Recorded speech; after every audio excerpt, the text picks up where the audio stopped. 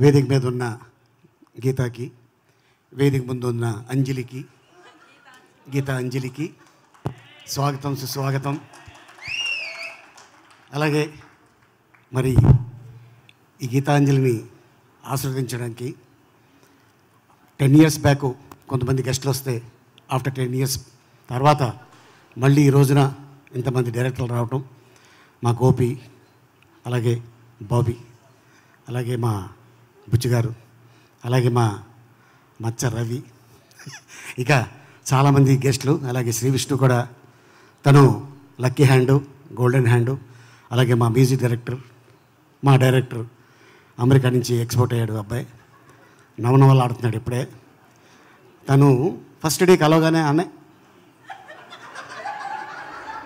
అయిపోయిన తర్వాత మాట్లాడుకుందాం.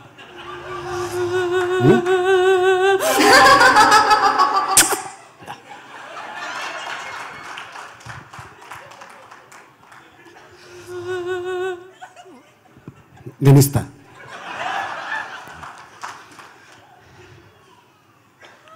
నేను నిజంగానే మా నాన్నగారు టైలరు, బట్టలు కుట్టి పలానా వీధిలో పలానా వెంకట్రావు గారు ఉంటారు, ఇచ్చేసి వచ్చారా అనేవాడు. అయితే వెళ్ళేటప్పుడు సాయంత్రం చాలా హుషారుగా ఉండేవాడిని. వచ్చేటప్పుడు రాత్రి 10-11:30 10-11 ఆ టైంలో రోడ్డు మీద ఎవరు ఉండేవాడు కాదు. ఒక టెంపుల్ ఉండేది, తర్వాత చర్చ్ ఉండేది, అది దాటితే మసీదు ఉండేది. అక్కడి నుంచి మా ఇంటికి వెళ్ళేవాడిని. చిన్న సందులో ఎంటర్ అయితే కటిక చీకటి. అక్కడ మాత్రం నాకు కొద్దిగా ఒక ప్రాంతంలో ఉనికేది. అయిన పర్లా టెంపుల్ దాటి వచ్చా, చర్చ్ దాటి వచ్చా, మసీదు దాటి వచ్చా, నన్ను ఎవరు ఏమీ చేయలేరు, అంత ధైర్యంగా ఉండేవాడిని. చిన్న వయసులోనే చెన్నై వెళ్ళిపోయి లైఫ్ లీడ్ చేసినోడిని, అక్కడే అంత ధైర్యంగా ఉన్నా. ఇద్దరు కాదు 10 మంది వచ్చిన ఇలాగే ఉంటా. ఈ సినిమా కోన వెంకట్ తను చెప్పగానే, భయ్యా మనం పార్ట్ 2 తీస్తున్నాం, ఒక అద్భుతమైన కథ అనుకుంటున్నా అనగానే, వెరీ గుడ్ భయ్యా, సేమ్ క్రూవా అన్నా. సేమ్ క్రూ అన్నాడు.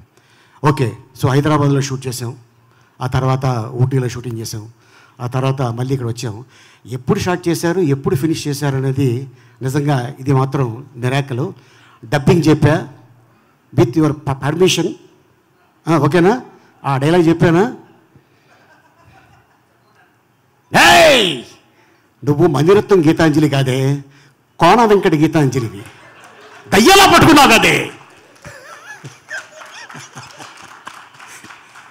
ఇది డైలాగ్ స్పాట్లో చెప్పడం, నిన్న డబ్బింగ్ థియేటర్లో చెప్పడం, అండ్ అలాగే సీను నిజంగా ఇందాక అన్న కోన వెంకట చెప్పినప్పుడు, ఆర్టిస్ట్గా బిజీగా ఉన్నప్పుడు ఒక డైరెక్టర్ని చేయి పట్టుకొని ఒక సంఖలో ఫైల్ పెట్టుకొని ఆఫీసులు తిరిగేవాడు. ఏంట్రా అంటే, అన్న ఒక అద్భుతమైన కథ ఉంది, అన్న ఒక అద్భుతమైన కథ ఉంది అన్నాడు. ఏంటి ఇంత తపన పడుతున్నాడు పాప వీడు, ఎవరైనా మంచి నిర్మాత దొరికితే బాగుండేది అనుకున్నా. కరెక్ట్గా ఆ టైంలో చూసారా, మనిషి అంటే భగవంతుడు మనిషి రూపంలో పంపిస్తాడు, అలా కోన రూపంలో పంపించాడు శ్రీనివాస్ రెడ్డి కోసం. అలాగే ఎంబీవి సత్యనారాయణ గారు, ఆయన నిర్మాతగా, తను రైటర్గా, హీరోయిన్ని, అంత బిజీగా ఉన్న హీరోయిన్ని తీసుకొచ్చి తను చేయటం.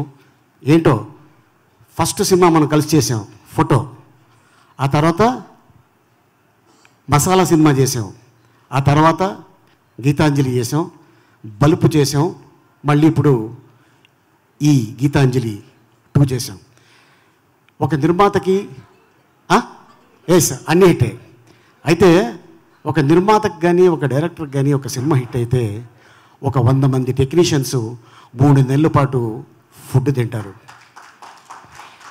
ఆర్టిస్ట్ అయినా టెక్నీషియన్ అయినా ఈ సినిమా బాగా ఆడాలి అని కోరుకోవాలి తప్ప, ఒకరోజు మనకి డబ్బు ఇవ్వకపోవటం వల్ల ఆ డైరెక్టర్ కానీ, ఆ బ్యానర్ కానీ ఇలా అయిపోలి అలా అయిపోలి అని ఎప్పుడు కూడా మన ఇండస్ట్రీలో అనుకోరు. కాకపోతే బయట నుంచి చాలా వార్తలు వస్తుంటాయి, అవి క్యారీ చేసి పాపం కొంత మంచి సినిమాల్ని సినిమా రిలీజ్ అయిన షో వెంటనే దానికి రేటింగు దయచేసి, ఎందుకంటే మీరు ఇదే ఇండస్ట్రీలో ఉండాలి, ఇది తప్ప మీకు ఏది కాదు, ఏది రాదు, ఏం చేసుకున్నా మనకి గడవదు.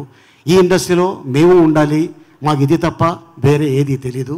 సో అందుకోసం చిన్న సినిమాలకైనా పెద్ద సినిమాలకైనా, చిన్న నిర్మాతలకైనా పెద్ద నిర్మాతలైనా డైరెక్టర్లైనా ఎవరైనా సరే ఈ సినిమా బాగుండాలి, ఇండస్ట్రీ బాగుండాలని కోరుకుంటే మనం బాగుంటాం, మన కుటుంబం బాగుంటుంది.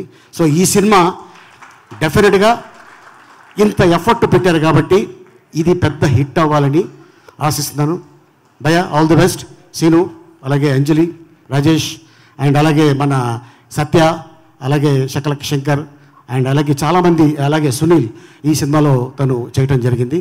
అండ్ అలాగే అవినాష్ కూడా తను బ్లెస్సింగ్స్ ఈ సినిమాకి ఇచ్చాడు. And thank you so much. Thank you Geetha. Thank you Ali గారు, థ్యాంక్ యూ సో మచ్. ఏదో మర్చిపోయినట్టున్నారు. సారీ, ఇందాక